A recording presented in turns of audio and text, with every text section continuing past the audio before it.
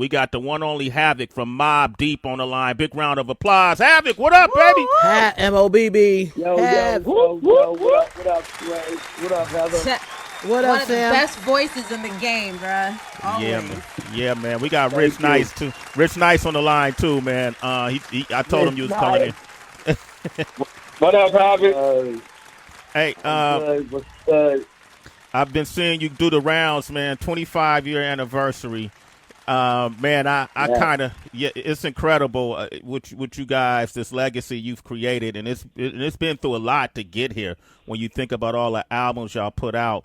But let's take it back to 25 years ago, man.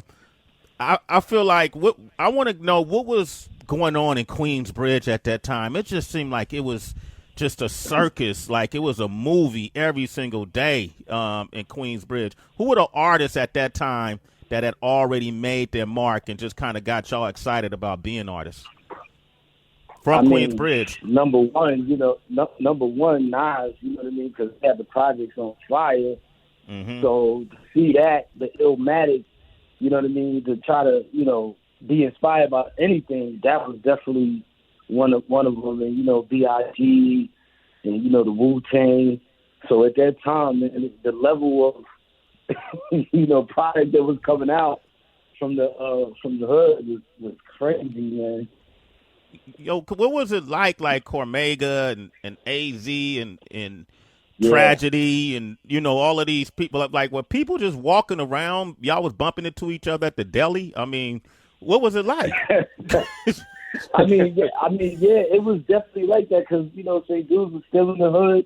You know what I'm saying? At any given moment, you see Cormega. You know what I mean? You see Trag, CNN. You know what I mean? We all was just cool. It wasn't like, you know what I mean? Nobody was on no Hollywood shit. So, you know what I mean? We all was just like, like a family, like one big extended family. It was cool, you know what I'm saying? Getting high, drinking, It was just, you know what I mean? It was a really, really cool time. I mean, there was a lot of drama out there, not between us per se, but in the hood, dudes having that street beef, and, you know what I mean? You got to be careful who you standing next to because you never know, you know what I'm saying, when people start blazing at each other, but we survived through it all. That shit was happening? Like, you could be standing next to something, like that happened? You literally you've seen that? Hell yeah. Like, one day, God bless the dead, I was standing on a hill, and, I was standing next to somebody like Superhead or something, just chilling out on the hill. And, God bless the dead, George was across the street. And, I didn't even know they had these, you know what I mean? Because I was kind of oblivious to it because I was, like, neutral with everything. And I'm just standing there and not noticing that these dudes is ice grilling each other from across the street. And the next thing you know, these niggas start just blazing at each other. Like, I'm standing right there. So I'm like, oh, shit. Like, I get out the way. And, it's little things like that, like, that you got to be kind of thankful, to be alive and safe. And, thank God because, bullets don't be having no names on it. Yeah. And those are those regular occurrences that, just was happening in the hood. I remember one time being at a house party in Queensbridge, and we was in the, a couple of us dudes, from 12th Street, we went to Vernon, and we was in the party chilling and shit like that. Capone happened to be there. And then I started realizing that Capone had beef with somebody, but, I was like, whatever. So we all went outside, but I seen mad at them cats, like, kind of scheming on him. So I had walked up to one of them like, yo, if you're going to start blazing, you know what I'm saying, try to do that another time, not while I'm with him. And them niggas ain't even give a fuck. They started blazing at him anyway, like while I was standing right there. You know what I'm saying? But Capone got away or whatever, you know what I'm saying? But, like, just to make my point is that a lot of that kind of stuff was happening. I even, got shot at in a car that I bought the first time that I ever had a car. I didn't even know how to drive. It took me a half an hour to park. And my brother had beef with some kids. And, the day late, like a day later, I'm trying to park. Take me like a half an hour to park. And the kid that my brother had beef with started blazing at me while I'm sitting in the car. And, you know what I'm saying? The police didn't even think that I was in the car because the bullets was all in the headrest and the seat through the window. You know what I'm saying? So it was a lot of crazy stuff going on during that time. That, just put it in the music. Yeah, man, that's what that's like. I know we're here to talk about the Infamous, but that Juvenile Hell project really set the tone for the Infamous project. And when we was listening to a lot of the songs then, it was like, yo, who are, and man, Havoc, you got it, man, shit, man, you dudes look like y'all was like in junior high to us, I mean, I don't mean that, not as a diss, but y'all look young, man, and it was like, yo, what the hell are they going through in Queensbridge? I always wanted to ask you this question, though. Like on Juvenile Hell, y'all had these mixes for peer pressure, right? Mm-hmm. And I want to say Large Professor did one, and Preem did one too, right? DJ Premier. Yeah, Preem did the remix to it. Why was that a label call, or why was that happening? Because you guys pretty much produced that whole album, right? Like we produced some of it, maybe like 3 tracks on the whole album. But at that point, you know what I'm saying, I wasn't really that confident in like producing things, so I kind of let the label take the helm at the time, probably, which was a bad decision, but it taught us a lesson, you know what I mean? And Primo and Large Professor, those are the 2 people that I looked up to, so I didn't mind having them on the project, you know what I'm saying? But I just think wrong place, right place, wrong time. You know what I'm saying, when it came to those producers, because they definitely extraordinary producers, and I learned from both of them.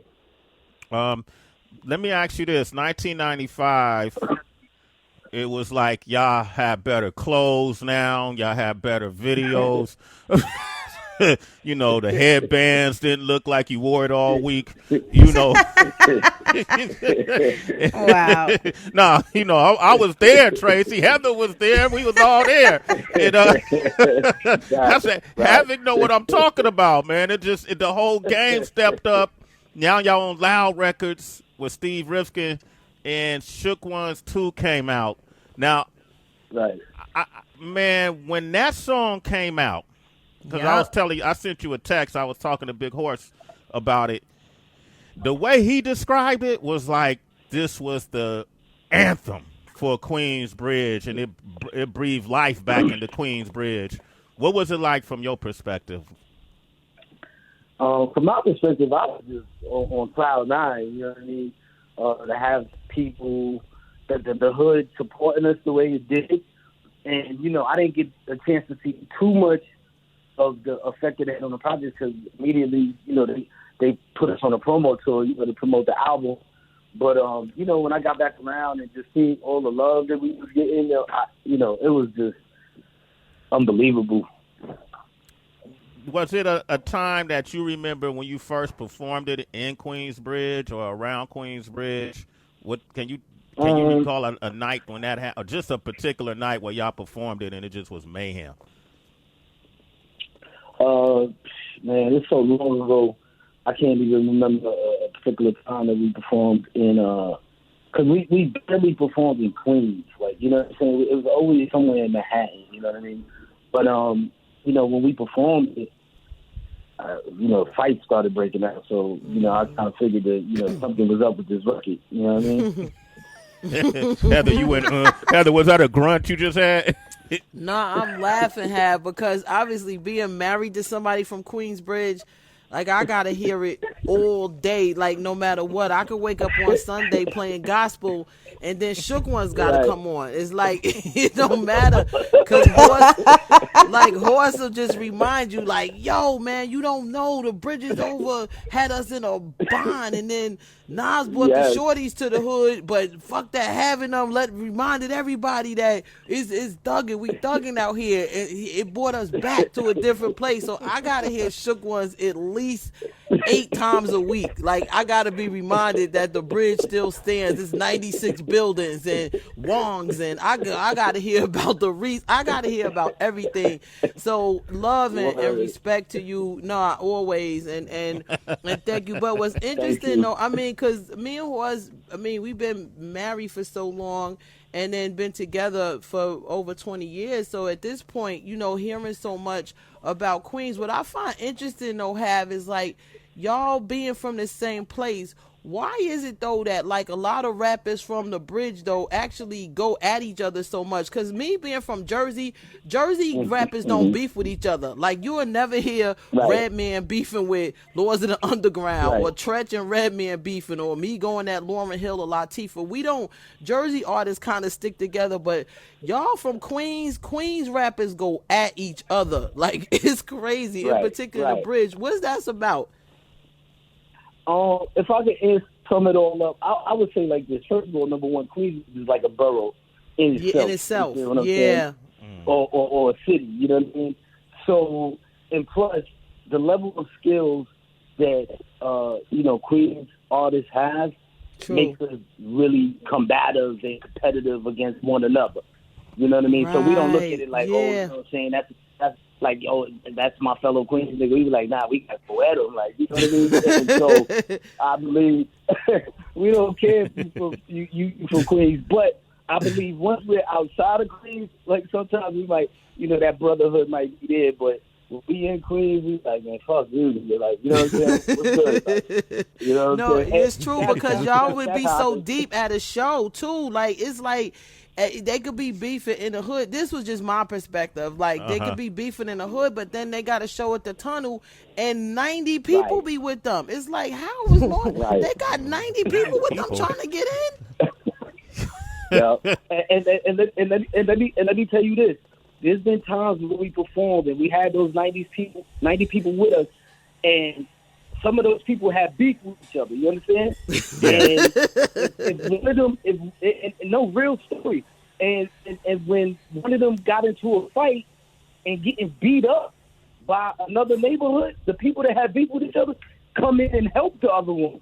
Even they got Gumby. They got Gumby. They getting helped out by their enemies because they like, fuck that. You from Queensbridge. We not seeing you get murdered in here. I remember that like it was yesterday. Like, oh shit. Yo, it's an interesting thing. It's so different in Queensbridge. It's different. Yeah, man. We got Havoc here. We celebrating the 25th anniversary of Mobb Deep's album, the infamous release April 25th, 1995 on Loud Records. And then now you're releasing something because of this anniversary as well? Yeah. It's like a re-release attached with songs that didn't make it onto the album, like different versions of the infamous album, and we digitally put it onto this 25th anniversary edition. Okay, Rich, you want to ask him a question too? Yeah, first I want to say salute, man. This project was so amazing for New York City in general. You know, for guys that was moving around in '95, leaving New York. It was one of those staples that we could play to let people know, yeah, New York, New York is crazy. Don't mess with us. But what was it like being in the studio at this time? It's 1995, and you got Nas and Raekwon to do this song, Eye for an Eye. Let's talk about that for a second. Well, after the success of Shook One came out, I believe that we had the confidence of our peers. You know what I mean? So Raekwon and Nas being two of those people, Nas being from the hood, Raekwon being, on Loud Records from Staten Island, we always like, yo, we should do a record together. So miraculously, we all got to the studio at the same time, and we were always in there chilling, smoking weed, and it was just really a relaxed atmosphere. There wasn't no pressure to come up to make some crazy record. We didn't even know what we were going to make. How about that? So, I made the beat in the studio right there in front of everybody. Pete dropped the hook, and niggas just went in the booth. It was like a really, really organic situation. Wow, that's dope. The other thing, man, like you guys were really, like Q-Tip, I believe Q-Tip did Give Up the Goods, right? He produced that? Yep. Q-Tip. Yep. So you guys already had a relationship. I guess that's a Queens thing, now that I think about it, huh? Yeah. Tip being from Queens. Yeah. Give Up the Goods, and Tip is one of those producers. I know people keep asking you about the Versus thing, Havoc. Q-Tip is one of those producers that could be on the Versus thing. You know what I mean? Absolutely. That I don't know if people like you, Alchemist, Q-Tip, is certain folks that people, Diamond D. You know, I know you on the Diamond D new project as well. That should be on it. That particular song got Big Noyd on it. We all loved Big Noyd. What was the story with Big Noyd? Well, Big Noyd, he lived in the next building from me. You know what I mean? So before this whole rap thing even came about, we always hanging with each other anyway. He had a career. We used to call it the Honeycomb. And I really didn't even know that Noyd really rap like that until things started bubbling for us a little bit. Like, we go to the studio and they was like, yeah, you know, Noyd did. So he started spitting some verses, and I was like, oh, shit, like, this dude is better than me on the lyrical tip. So there's no way that I could leave him out of the project. And we brought him in, and he was like a third member of Mobb Deep, basically. Mm-hmm. And yeah, he was, right? The third member of Mobb Deep. And he was on the first project too. And so we was like in Cali, you know, we was so detailed with stuff, man. We wanted to know everybody's story. We wanted to know. Yeah. Go ahead, Heather. No, I was gonna ask Hav real quick. Did Thug Life Is Mine? Did you produce that too? Yeah, I did. That's. Oh, you talking about It's Mine? No, Thug Life Is Mine. Yeah, you need to give it up. Yeah. So you came up with Is Mine. You came up with the hook too, or did they come up with, y'all had the hook or Nas had the hook? How did that work? Nas came up with that shit. He went in the booth and he said that, and I didn't really think about it too much. You know what I mean? But then after a while, I was like, okay, fuck it. You know what I'm saying? Let's go with that. But it was, you know, it was, you know, he just went in there and just did the hook. I was like, all right, cool. Yeah, because it was such an ill flip. I always wondered that, like, to take that Brandy and Monica joint and then it flipped. I was like, you know, a lot of times the producers will have the hook and then they just tell the artist to say it how they gonna say it. But I never knew if you had the hook in the track or he did that. So that was crazy. Thank you for sharing that. I never knew that. Oh yeah, Nas is a real creative one, to be honest with you. Like, I never had to guide him or say, yo, do this. He did that. It was just a blessing, like, you know what I mean? Word. When you worked with let's say Kanye on a Life of Pablo album, were you in the studio or did you just send in the tracks, or how did that work? You just sent it in? Yeah, I was in the studio. Oh, you were in the studio? I was in the studio. I was living in Cali at the time, so I spent like over a month at Kanye's crib, you know, and I was just making the tracks there. I made quite a few more tracks than actually, you know, got on the album. I did some Real Friends, then did Famous joint with, you know, with the head of production. But yeah, I was chilling with Kanye most of the time. We just be talking and vibing while I'm, you know, saying nothing with the tracks and shit. And he's another cool individual, like really calm, laid back, and, you know, really a hip hop fan. Like, you know what I mean? Somebody that knows everything about hip hop. Like, you know what I'm saying? So it was a pleasure to work with him, for sure. What about production style? Like, did you pick up anything from him or vice versa? Because you can't go in a room with a Ye or a Havoc and not walk out with something that you didn't walk in with. Oh, yeah, I'm definitely always analyzing anybody that I work with. So one of the things that I walked away with him after, like, listening to a lot of the shit he already had was that he pays attention to details, you know what I'm saying? And I already do pay attention to details, but that kind of really, like, recertified the way that I already was thinking. I was like, damn, that's right. Like, you know, he'll do a song 5 different fucking ways, you know what I mean?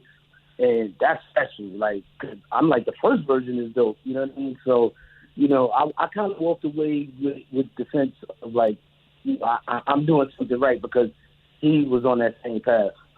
Okay. He a billionaire now. You should be one soon, too, then, Half. No doubt, it's coming. It's coming, baby. I believe it. You know, the other thing that was happening, because my position in the game back then was similar to what it is now, where we were on a major platform with KMEL and syndicated. all over the country at that time, and so I was privy to music from all over, and people always, when a group comes out, want to put a comparison. You guys had a great parallel. Folks thought of you and thought of, well, maybe Outkast, because they came out after you. They came out in 1994 with Southern Playalistic, and then people were comparing y'all to them to you, you to them. And Big Boy said something really interesting when he commented on that, and I don't even think people realized it. I'm going to play it back for you. Here's Big Boy. Did Outkast and Mobb Deep ever perform on the same stage, or did you get a chance to meet? I believe we did. Like back in the day, you know, we were doing, you know, the underground circuit or whatever, and we you know, saw each other in passing. Yeah. I mean, it was funny though, because when we were first coming out from Atlanta, and then they were first coming out from New York, it was like the same. It's like looking in the mirror. You know what I mean? Yeah. Like they were like our up north cousins. You know what I mean? And by that time, we had bald heads when we first started, and they had bald heads, and we was like, oh man, we can grow our hair back. When we met Organized Noise, we had bald heads, and we freestyled to the What's the Scenario remix for Rico Wade. And that's one thing Reek loved about us. He was like, we would just look hard with bald heads. Then we seen Mobb Deep with bald heads. I'm like, man, grew our hair back.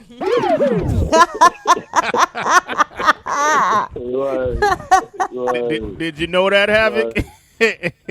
I you know what? I never knew that, but Outkast was one of those groups that we always respected. Like we loved them. We loved what they was doing, and you know, I was like kind of obsessed with their production. You know what I mean? So I always saluted them, man, from day one.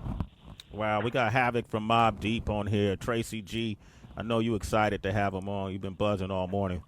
Absolutely. Hey, Havoc, it's Tracy. Thank you for joining us again. Hey. I'm wondering, we have so many artists who are very transparent about their mental health, right? Even to the point where people believe that it's a trend to sound very depressed, yada, yada. And we do have a lot of social media that can amplify what isn't right on the inside.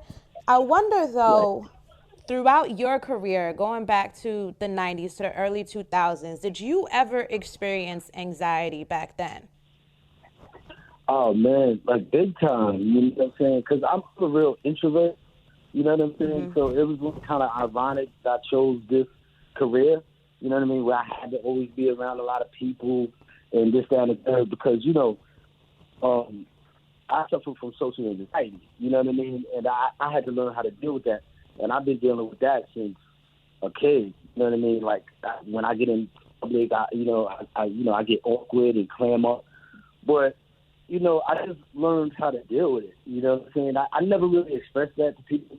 You know what I'm saying? And if you meet me, you probably, maybe you might try to get a hint of it, or maybe not. You'd be like, damn, you know, act normal to me. But, you know, I always had to deal with that for a long time. Were you going seeking help back then, or you were just writing it in your songs? Henny was doing all the work for me, you know what I'm saying? A little bit of that Hennessy, you know what I'm saying? Drink away the pain and keep it moving. Keep it moving. Man, well, look, Havoc, look, it was awesome having you on the show, and we only scratched the surface, but, man, we just want to tell you, man, I want to tell you I love you. We love you. Yes. Keep it going. You know, P ain't here in the physical, but he here in the spiritual for us. I feel his presence. You know, and Mobb Deep, man, bro, everywhere I go in the world, Shook Ones come on or Survival of the Fittest come on, the club goes crazy. The people don't even speak English, and they go crazy, you know. And so I want to say congratulations, because you've impacted people's lives. You've been a part of people's journeys. Thank you. And absolutely. And keep it going. Happy 25th. You guys get the 25th anniversary expanded edition of the Infamous, and I know Havoc got more stuff coming down the pipeline. Am I right? No doubt, absolutely. I'm working as we speak. As soon as I get on this phone, we going through it. Okay, and also you on that Diamond D project as well. The Three Kings joint, I believe it's called. Havoc, thank you, man. We're going to play Shook Ones 2 to end the interview, but thank you, brother. Happy anniversary, okay? Happy anniversary. Happy anniversary. Thank you for having me. Thank you. Absolutely, man. Havoc, Mobb Deep. We got...